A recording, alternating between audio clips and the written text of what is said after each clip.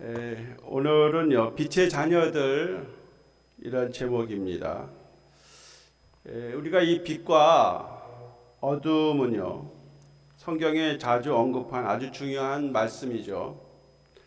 이 빛은 하나님의 축복이라든지 또 구원이라든지 생성 또 희망을 의미하죠. 그러나 어두움은 사멸, 절망, 쇠퇴 이런 것들을 말하죠. 자, 그래서 우리 그리스도인들은 하나님께서 빛의 생활을 하시는 것을 원하시고 기뻐하세요. 우리 성도들의 삶은 이 빛의 자녀들로 살아가기를 원하신다는 겁니다. 우리 하나님은 광명의 신이십니다. 우리 주님, 우리 하나님께서는 털끝만큼도 어둠이 없으셔요. 우리 하나님께서 빛의 그 자체이시고 근원이시기도 하십니다. 하나님이 창조 사역에 제일 먼저 하신 것이 빛을 창조하신 거예요. 창세기 1장 3절에서 하나님이 말씀하시기를 빛이 있으라 하시매 빛이 있었고 그 빛이 하나님의 보시기에 좋았더라 말씀하고 있어요. 하나님 빛을 창조한 다음에 나머지 것을 이제 창조하고 또 그 모든 것들을 자리를 잡아가게 했습니다. 빛이 있는 세상 속에서 우리가 지금 이렇게 활동하고 기동하고 숨쉬고 모든 생활을 하고 있지 않습니까? 빛이 없어 보세요. 여러분도 어떻게 지금 무슨 생활을 할 수가 있겠습니까? 그저 집에서나 가만히 있을 수밖에 없죠. 그래서 빛이 있기 때문에 모든 것은 생동하고 살아 숨쉬고 또 그 하나님의 빛 가운데에서 우리가 모든 생활을 할 수 있는 것이죠. 자, 그래서 예수님은 이 세상에 참빛으로 오시면서 요한복음 8장 12절에서 나는 세상의 빛이니 나를 따르는 사람은 어둠에 다니지 아니하고 생명의 빛을 얻으리라 말씀하셨습니다. 자, 예수님이 생명의 빛이기 때문에 어두운 것을 미워하시고 또 빛을 사랑하는 동시에 빛 가운데 행하는 자를 사랑하십니다. 그러니까 우리가 빛 가운데로 나온다는 것은 어둠인 우리 자신들이 예수님을 믿고 그리고 우리가 이제는 빛 가운데에 살며 빛인 예수님과 함께 동행하게 된 겁니다. 그래서 하나님은 아직도 어두운 가운데에서 악을 행하는 자들을 미워하시는 거예요. 속히 빛이 되신 예수님께로 나와야 되겠습니다. 이 참빛인 예수님은 우리들에게 너희는 세상의 빛이라고 말씀하셨습니다. 그리고 마태복음 5장 16절에 너희의 빛을 사람 앞에 비추게 하여 저희로 너희 착한 행실을 보고 하늘에 계신 너희 아버지께 영광을 돌리게 하라 말씀하십니다. 자, 우리 성도들이 이 세상에 빛이 하고 마땅히 빛의 행실을 함으로써 하나님의 영광을 나타내야 합니다. 그래서 오늘 우리 이 성경에서 8절에 우리들을 일컬어 빛의 자녀들이라 이렇게 말하면서 빛의 자녀들처럼 행하라 말씀하고 있습니다. 왜 우리가 빛의 자녀들처럼 살아야 합니까? 그것은 전에 우리가 어둠이었는데 이제는 주 안에서 빛이기 때문입니다. 우리는 이제 빛의 자녀예요. 빛이기 때문에 본문 11절에서 말한 대로 빛이 없는 어둠의 일을 참여하지 말라. 열매 없는 어둠의 일을 참여하지 말라라고 말씀하고 있는 것입니다. 어둠의 일이 있지 않습니까? 어둠의 일은 그것은 범죄고 그것은 불이고 그리고 그것은 우리라면 죽음에 이르게 하는 것이죠. 자, 그래서 우리는 빛의 자녀들로서 빛의 열매를 맺어야 되겠습니다. 빛의 열매 무엇입니까? 9절에 말하고 있습니다. 빛의 열매는 모든 착함과 의로움과 진실함이 있느니라. 하나님께서 우리에게 착하게 살고 의롭게 살고 진실하게 살라고 말씀하시는데 그것을 가능하게 하는 것은 우리가 빛 가운데에서 사는 것입니다. 그래서 우리는 빛의 열매를 맺기 위해서 어떻게 해야 하겠습니까? 오늘 10절에서 말하고 있습니다. 주를 기쁘시게 할 것이 무엇인가 시험하여 보라. 주님을 기쁘시게 할 것이 무엇인지 한번 시험하라 말씀을 하고 있어요. 원래 우리는 주님을 기쁘시게 하기보다는 우리의 육체를 따라 자신의 즐거움만을 생각하고 추구하는 자들입니다. 그래서 우리는 빛 가운데에서 살지 못하고 어둠의 자녀들입니다. 어둠 속을 헤매고 다니면서 죄악의 굴레에서 벗어나지 못했습니다. 그러한 우리들을 불쌍히 여기신 하나님께서 빛이 되시는 예수님을 세상에 보내셔서 우리들을 만나 주셨고 우리를 어둠에서 빛으로 옮겨주신 것입니다. 그래서 이제는 주 안에서 빛의 자녀가 되었습니다. 예수 그리스도를 구주로 믿는 사람들은 구원을 받았다는 것은 빛의 자녀가 되는 거예요. 그래서 우리는 빛의 자녀들처럼 행해야 한다는 것이죠. 그 사람이 어떠한 삶인지, 어떻게 생활하고 있는지, 무엇을 하는지 그것을 알려고 하면은 그 사람이 빛된 삶을 살고 있는지 그것이 그 사람의 신앙을 판가름하는 거예요. 아무리 예수 믿고 구원 받았다 하고 교회 생활을 한다 할지라도 그 삶이 빛된 삶이어야 된다는 것입니다. 빛의 삶을 살아야 된다는 것이죠. 그래서 빛의 자녀들은 오로지 주님을 기쁘시게 하는 것이 무엇인지 늘 생각해야 합니다. 어떻게 살면 주님을 기쁘시게 하는 빛된 삶을 살 수 있는지 그걸 생각해야 하고 또 그렇게 하려면 분별할 줄도 알아야 되는 것이죠. 사도 바울이 로마서 12장 2절에서 너희는 이 세상을 본받지 말고 오직 마음을 새롭게 함으로 변화를 받아 하나님의 선하시고 기뻐하시고 온전한 뜻이 무엇인지 분별하도록 하라 말씀했어요. 우리가 빛된 삶을 살려고 하면은 하나님의 뜻이 무엇인지 분별해서 그 분별에 의하여 우리는 빛된 삶을 살아가는 데에 힘써야 한다는 거죠. 그쪽 방향으로 집중해야 된다는 겁니다. 자, 주님을 기쁘시게 하는 것이 무엇인지 분별하는 것은요, 동시에 주님을 미워하는 열매 없는 어둠의 일을 드러내는 것이기도 합니다. 빛을 비치게 되면은 어떻게 되죠? 어둠이 물러가는 거예요. 잔조로 물러가지 않습니까? 그렇기 때문에 빛의 자녀들은 단지 소극적으로 어둠의 일을 하지 않는 것으로 만족해서는 안 됩니다. 보다 적극적으로 어둠의 일을 폭로해야 하는 것이죠. 그래서 11절에 사도 바울은 너희는 열매 없는 어둠의 일을 참여하지 말고 도리어 책망하라. 어둠의 일을 참여하지 마는 것, 소극적인 것인데 거기서 더 나아가 책망하라. 책망한다는 것은요, 폭로한다는 거예요. 드러낸다는 것입니다. 자, 그래서 어둠의 자녀들이 은밀히 행하는 것, 그것은 말하기도 부끄러운 것을 우리가 폭로하고 쫓아내야 하는 것이죠. 이것이 우리 빛의 자녀들의 사명입니다. 우리가 어둠의 일을 하지 않는 것, 범죄라든지 나쁜 일, 악한 일, 이렇게 사기치고 또 남에게 해를 끼치는 이런 걸 안 하는 것으로만 만족해서는 안 돼요. 그것은 소극적인 겁니다. 그러나 더 적극적으로 우리가 우리의 빛된 삶을 통해서 이러한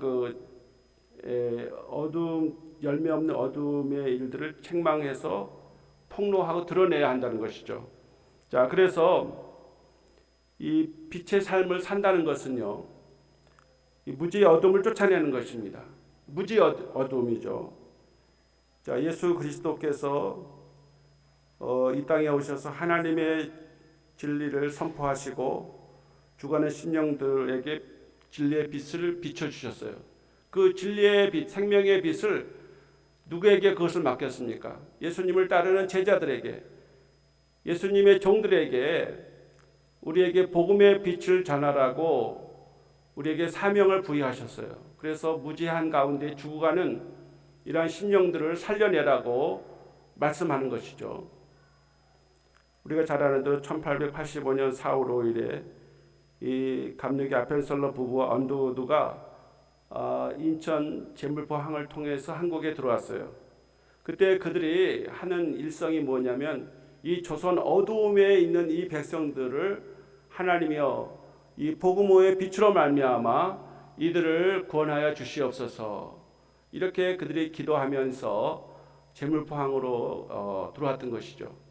그래서 우리가 아는데 제물포항에 선교 100주년을 맞이해서 1885년 4월 5일에 들어왔는데 100주년에 이 선교를 기념한 탑도 인천에 가면 그 동산에 서 있더라고요. 저희 집사람 한번 수련회 가서 그 앞에서 사진도 촬영한 적이 있습니다. 근데 보수적인 이러한 그 어떠한 그 조금 그걸 싫어하는 사람들이 말이에요. 그걸 뭐 없애야 된다고 그러는데 미국 사람들이 그러면 없애면 우리가 미국에 갖다 놓겠다고 그렇게 말하는 사람들이 있어요. 여러분 얼마나 우리가 감사합니까? 무지 가운데 죽을 수밖에 없었던 우리 조선의 사람들을 위해서 선교사들이 와서 이렇게 학교도 세우고 또 병원도 짓고 또 우지무지한 우리들을 위해서 깨우치는데 그들이 복음을 전하는데 얼마나 힘쓰고 애썼습니까? 그분들의 수고가 있었기 때문에 헌신이 있었기 때문에 무지 가운데 어두움 가운데 살았던 우리 조선 사람들이 그때부터 예수를 믿기 시작을 한 것입니다. 그렇기 때문에 이 빛된 주님의 말씀 복음을 전하는 선교사들의 역할이 엄청 귀한 것이죠. 저도 미션스쿨 언더우드 이제 선교사가 세웠던 그 경신학교를 중고등학교를 졸업했어요. 저도 예수 믿지 않는 집에서 유교 전통적으로 제사만이 단지하는 그런 집에서 자랐는데 그러나 미션스쿨 다니면서 예수를 믿게 되었고요. 오늘 이르기까지 얼마나 하나님의 은혜가 감사하고 정말 그 은혜를 생각하면 무엇으로 그 은혜를 다 보답할 수 있을까? 말로 형용할 수가 없습니다. 그렇습니다, 여러분. 참빛인 예수님을 증거하고 빛의 말씀을 전해서 어두움의 가운데 죽을 수밖에 없는 사람들을 우리 성도들이 빛 가운데로 그들을 인도하는데 최선을 다해 힘써야 할 줄로 믿습니다. 빛은 절망의 어둠을 쫓아내는 것입니다. 사람들에게만 맡겨진 세상은 희망이 없는 세상입니다. 이런 세상은 인간의 죄와 탐욕과 거짓이 너무나 강해서 예수 믿는 사람들조차도 살아가기가 아주 힘듭니다. 세상의 악은요, 악으로 더 큰 악을 낳고요, 불의가 더 많은 불의를 양산하고 불행이 더 심한 불행을 빚어내는 이런 세상이기 때문에 우리가 착하고 또 예수 믿으면서 의롭게 진실하게 살려고 하지만은 그게 뜻대로 마음먹은 대로 되지 않습니다. 자, 그렇다 할지라도 우리는 예수 그리스도의 그 마음, 예수 그리스도의 그 복음, 십자가의 정신을 가지고요, 이 어두움 세상과 우리가 대치해야 됩니다. 우리가 물러서고 포기해서는 안 되겠죠. 우리 예수님이 빛이기 때문에 결국 우리 안에 빛이신 예수님이 계신다면 우리는 이 절망의 어둠을 몰아내고 모든 우리의 삶 속에 희망을 줄 수가 있습니다.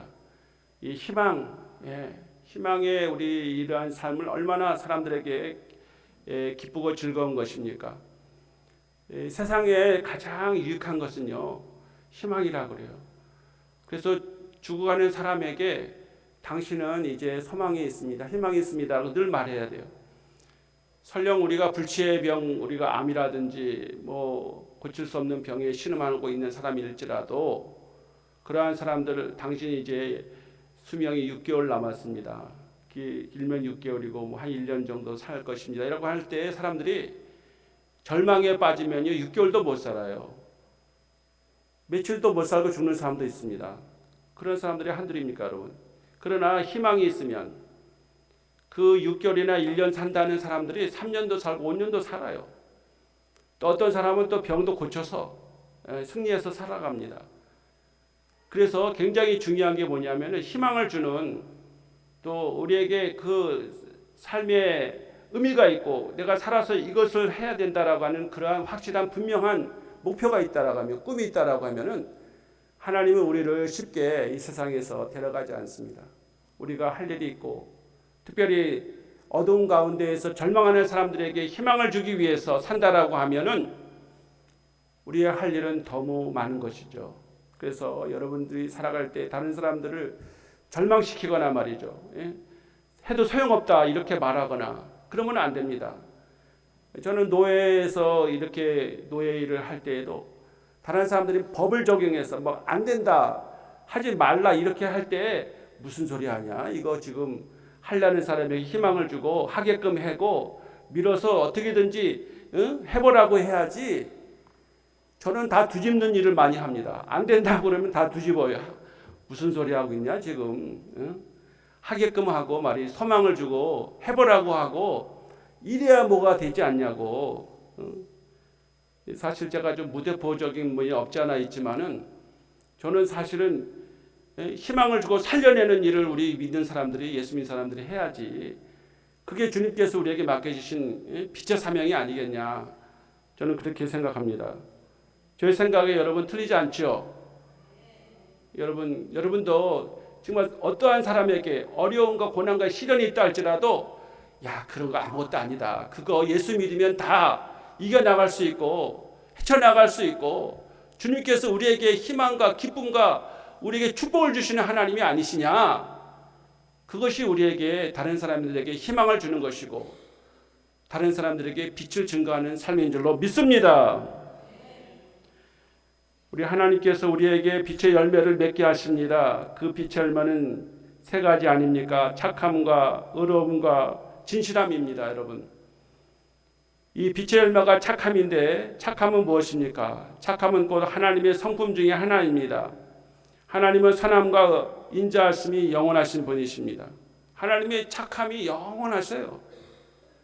그래서 우리 예수님을 또 하나님을 닮은 우리들은 예수님처럼 하나님처럼 선한 사람이어야 합니다. 선한 사람은 관용한 사람들입니다.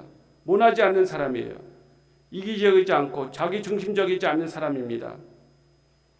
착한 사람은 어떤 사람이죠, 여러분? 이웃을 만났을 때 그들의 고통을 덜어주려 하고 악한 것을 막아주려 하고 다른 사람들이 유익할 것이 무엇인가를 생각하면서 매사에 긍정적으로 생각하고 도와주는 사람 아니겠습니까? 우리가 성경에 그 누가복음 그 10장에 예수님이 선한 사마리아인의 비유를 하지 않습니까? 율법사가 와서 어떻게 행하는 것이 정말 하나님이 원하시는 기뻐하시는 선한 삶입니까? 라고 할 때 영생의 삶은 착한 선한 사마리아인의 삶을 살라고 주님이 말씀했습니다.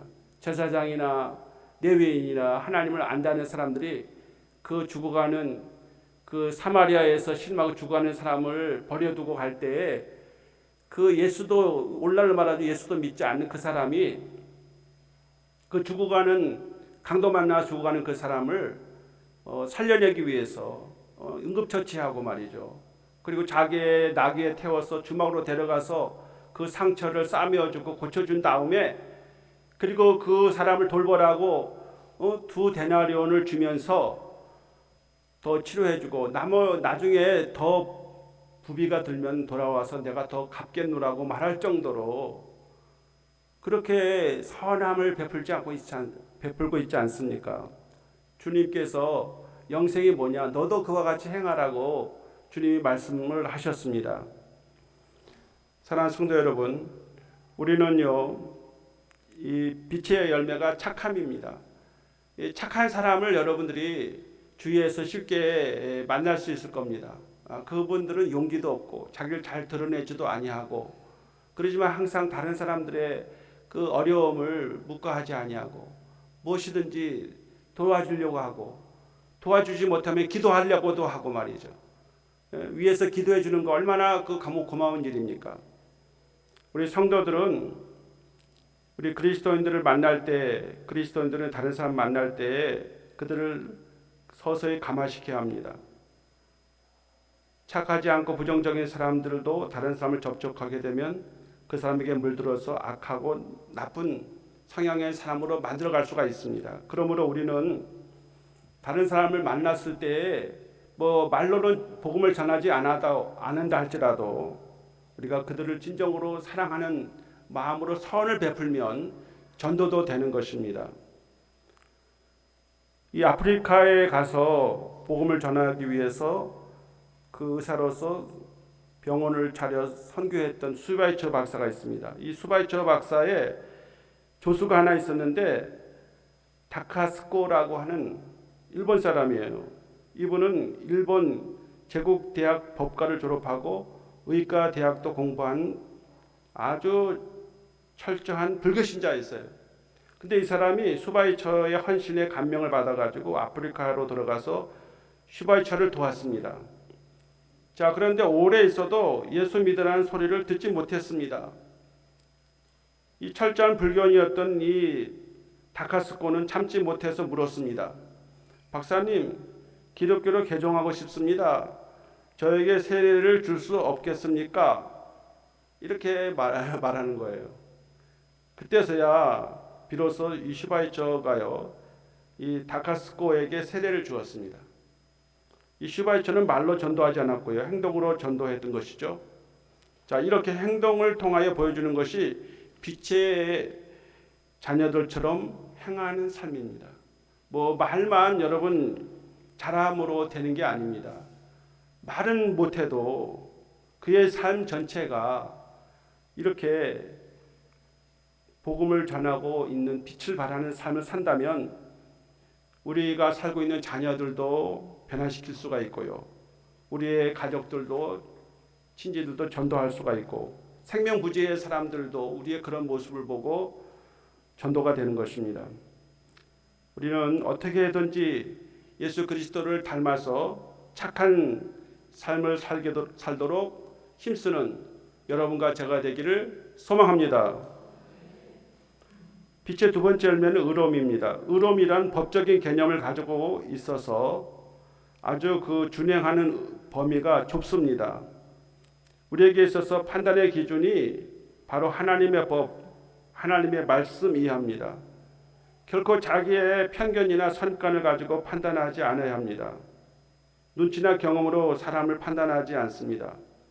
무엇이 옳고 무엇이 바르고 무엇이 정당한가 오직 하나님의 말씀에 의해서 판단하고 행동하는 사람이 빛의 자녀들입니다. 대부분 사람들이 자기가 경험한 것, 또 자기가 이때까지 쌓아왔던 어떠한 그 가치관, 세계관, 그것에 의해서 판단하는 거예요. 거기에 살아남을 사람들이 누가 있습니까? 여러분, 아무도 없습니다. 이 사도 바울이 와서 목회한다고 그래도요, 사도 바울도 교회에 목회 못한다고 그래요. 판단하고 정죄하는 사람이 너무 많기 때문에. 그건 누가 이렇게 사람의 편견에 의한 또 선입관에 의해서 정죄할 때 아무도 살아남을 수 없습니다. 그러나 우리는 하나님의 말씀, 이 하나님의 사랑의 법에 의해서 모든 것을 의롭게 판단해야 돼요. 그래서 하나님은 우리를 잴 때에 하나님의 사랑으로 우리를 구원해 주시고, 그리고 하나님의 공의에 의해서, 하나님의 정의에 의해서 이 세상을 다스리고 계신 거예요. 그래야 세상의 질서가 잡혀요. 세상이 이렇게 안전하게 살아갈 수가 있는 것입니다. 하나님의 정의와 공의의 법이 실행되어야 하는 것이죠. 우리 하나님은 세상에 이렇게 보이는 것으로 다 됐다고 판단하지 않습니다, 여러분. 우리 하나님은 더 깊이 우리의 동기와 우리의 삶의 그 깊은 중심에까지 우리를 들여다보면서 진정으로 너는 너 자신을 위해서 다른 사람을 사랑하는 것이 아니라 그들을 진정으로 아끼고 사랑하는 마음으로 사랑하는가. 그러려면 하나님의 법을 따라서 최소한 우리가 행해야 한다는 거예요. 법으로서, 하나님의 말씀으로서 우리가 다른 사람들을 바라봐야 할 것입니다. 그것이 의로움입니다.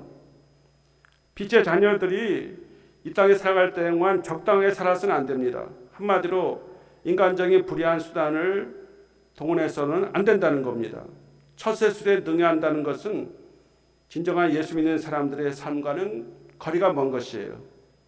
처세술을 행하지 않았기 때문에 예수 믿는 사람들이 우직스럽고 미련하게 보일 수 있습니다. 그렇다 할지라도 우리는 하나님의 의로운 백성들이기 때문에 우리가 어떤 수단과 방법을 다 동원해서 어떤 처세술을 이용해서 우리가 다른 사람들에게 좋게 보여야 할 이유는 없다는 거예요. 그저 하나님의 말씀으로 손해볼 일이 있고 우직하게 또 미련하게 어떤 의미에 보인다 할지라도 우리는 하나님을 닮아서 하나님 원하시는 대로 의롭고 우리는 정의로운 삶을 살아가는 여러분과 제가 되기를 간절히 소망합니다. 마지막으로 빛의 열매는 진실함에 있습니다. 우리 참된 그리스도의 삶의 특징은 그 안에 속임이 없다는 것입니다.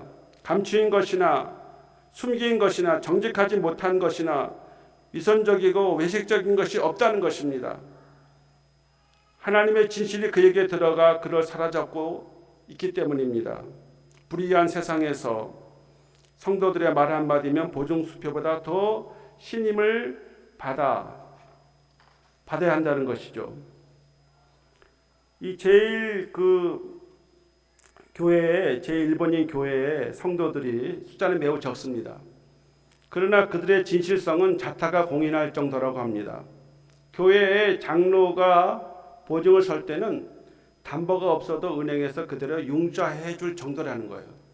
제가 어떤 선교사를 만났어요, 일본에. 그래서 제가 차를 먹으면서 일본에서 어떻게 생활했냐, 선교했냐 물을 때 우리는 교회는 별로 많지는 않아도 우리 장로님이 나가서 이 사람은 내가 믿을 수 있는 사람이다. 내가 이 사람을 내가 보증하겠다. 이렇게 말로 하면은 은행에서도 융자를 해준대요.